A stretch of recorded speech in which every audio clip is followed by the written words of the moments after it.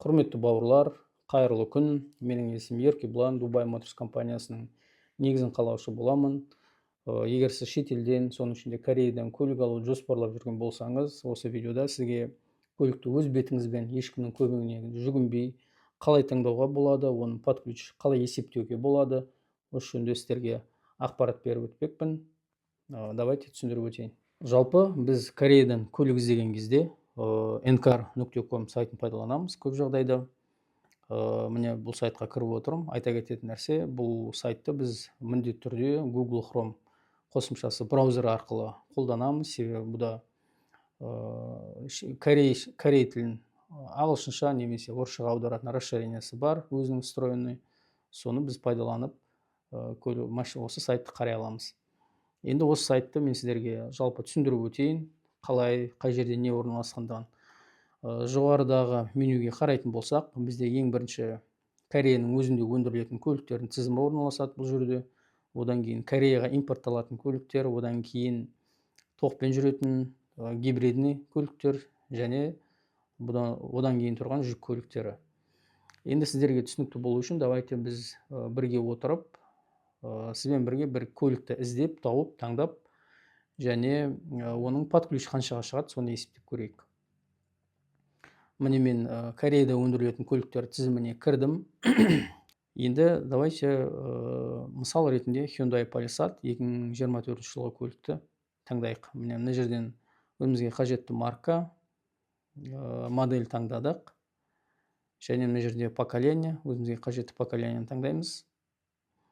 Біздің жағдайда давайте біз 4WD болсын, және көлігіміз 3/8 объем болсын. Жалпы енді түсіндіріп өтейін. Мына жерде бұдан басқа да фильтрлар бар. Жоғарыға қарайтын болсақ, көліктің кузовына байланысты фильтрлар. Төмен түсетін болсақ, көліктің, көлік қай жылы заводтан шықты, сол бойынша информация. Одан кейін көліктің пробегі бойынша информация, көліктің бағасы бойынша фильтр, көліктегі орындар санына байланысты фильтр бар мына жерде, көліктің түсі және интерьерінің түсі, салонның түсі, топливо, осындай фильтрлар бар. Осы фильтрлар пайдаланып, өзімізге керекті көліктерді іріктеп аламыз. Енді мына жерде көліктердің тізімі көрсетілген. Осы жөнінде түсіндіріп өтейін. Жоғарыда фильтр, по умолчанию бізде сайтқа ең соңғы жарияланғандар бірінші тұрады. Біз өзіміздің қажетімізге орай арзанынан бастап, қымбатынан бастап, пробегі ең азынан, ең көбінен және ең жаңасынан бастап осылай фильтр қоя аламыз. Давайте біз қымбатынан бастап фильтр қояйық. Бұл ыңғайлы, не үшін ыңғайлы айтайын, себебі осы көліктің ең арзан нұсқаларының жағдайы нашар болып шығады. Көп жағдайда шаршаған, ұрылған, соғылған болады. Сондықтан біз осылай фильтр қойып аламыз да, примерно орта жақтардағы варианттарды қараймыз. Әрине бұл жерде көліктің комплектациясына байланысты, бірақ енді шамамен түсінік алуға осы жеткілікті. Мысалы үшін міне мына машинаға кіреміз. Сыртында жазылып тұр, міне көліктің жылы, айы және пробегі. Кіргеннен кейін міне көліктің парақшасына кірдік. Енді осы жерде сізде қай жерде не орналасқандығын түсіндіріп өтейін. Міне көліктің 20-ші жылы 9-шы айда көлік алғашқы регистрацияға қойылған, 19.000 пробег, бензинмен жүреді және қосымша ақпарат, кнопканы басатын болсақ, қосымша ақпараттарды бар мына жерде, 7 орындық деген сияқты. Енді бұл жерде біздің ең басты назар аударатын нәрсеміз, міне мына блок, мына жерде insurance history деп тұр. Осыған кіреміз ең алдымен. Бұл жерде көліктің жалпы официально тарихы жарияланады, официально тіркелген именно страховой случайға байланысты. Енді біз көріп отырмыз, мына жерде көлікке ешқандай зақым келмеген.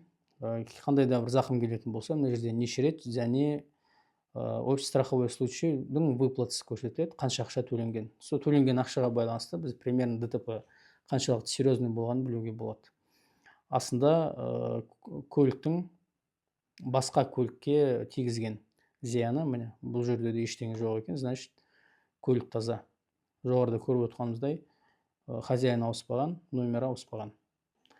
Осы блоктың екінші батырмасын басатын болсақ, бұл көліктің техлисті, бұл жерде көліктің көлік жөнінде в целом информация көрсетіледі.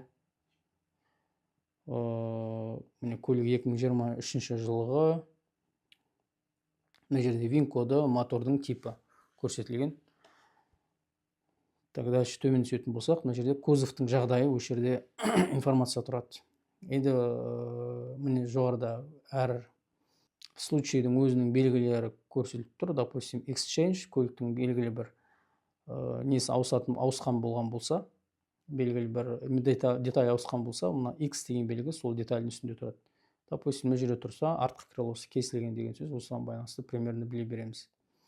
Енді, допустим, көлік бізге ұнады, осыны алғымыз келеді, енді Қазақстанға дейін қаншаға шығады, соны есептейік. Айтуға ұмытып кеттім, мына жерден көліктің комплектациясына байланысты осы жерден қарауға болады. Осыған кіретін болсақ, міне комплектация жазылып тұрады. Қара болып тұрғандар бар деген сөз. Енді осыны Қазақстанға дейін қаншаға шығады, под ключ қаншаға шығады, оны есептейік. Оны есептеу үшін міне біздің Dubai Motors KZ сайтына кіресіздер. Осы сайтқа кіргеннен кейін төменгі жақта калькулятор растаможка деген кнопка бар. Осыған кіресіздер. Сайтқа тіркеліп алыңыздар. Тіркелгеннен кейін енді қажетті өздеріңізге тариф сатып алсаңыздар болады. Алғашқы 10 расчет тегін, бесплатный. Мына жерде төменде басты валюталардың курсы көрсетілген. Бұл курстар күн сайын автомат түрде жаңарып отырады. Всегда актуальный курс осы жерде белгілі. Енді давайте біздің көлікті есептейік. Біздің көлік 23 жылғы полисад. Осыны сол жерге енгіземіз. Hyundai Palisade 2023, объемы 3,8, бағасы мына жерде көрсетілген 48 миллион 900. Корея, мына жерден Корея таңдаймыз. Жалпы айта кететін нәрсе, бұл калькулятор тек қана Корея емес, басқа Дубай, Америка, Қытай, Грузиядан келген көліктерде осылай есептеп бере алады. Так, Корея 48 миллион 900 дедік па? Осы жерге енгіземіз. Енгізгеннен кейін міне подключ бағасы шығып тұр 26 миллион 800. Кішкене қымбаттау болуының себебі на комплектация VIP деп айтылады. Енді в целом мына жерден бүйтіп қарайтын болсаңыздар, кез келген бағаға, кез келген вкусқа баға бар. Кез келген қалтаға деп айтылады ғой енді.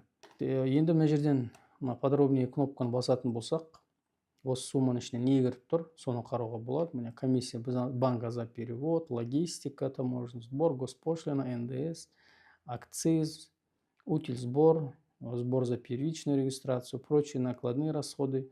Бұл жерде сертификация, брокерский, СВХ, полный бүкіл расходтар кіреді. Мойка, анау бүкіл бәрі осы жерге кіреді. Даже соңға барғанда госномермен техпаспортқа төлейтін ақшада осының ішіне кіріп тұр. Одан кейін услуги дилер осмотр машина, бұл көліктің Кореядағы шығындары, көліктің диагностикасы, переоформление, стояночный деген сияқты расходтардың бәрі осы жерге кіреді. В целом осы, құрметті достар, көлік алуды жоспарлап жүрген болсаңыздар, осылай өз беттеріңізбен көлікті есептейсіздер, бағасы көңілден шыққан болса, біздерге хабарласасыздар. Біз көлікті сіздерге тегін қарап тексеріп береміз. Қазақстанға дейін жеткізіп, тез уақытта, жылдам уақытта жеткізіп, сіздің көңілдеріңізден шығатындай сервис жасауға тырысамыз. Ал егер бұлай іздеп отыруға уақытым жоқ, бәрін маған өздеріңіз жасап беріңдер, көлікті өздеріңіз тауып беріңіздер дейтін болсаңыздар, біздің менеджерге хабарласыңыздар. Бізде сайтта, инстаграмда WhatsApp номер көрсетілген, соған жазатын болсаңыздар, сіздерге әрдайым көмектесуге дайынбыз, сұрақтарыңызға жауап беруге әрқашан дайынбыз. Хабарласыңыздар.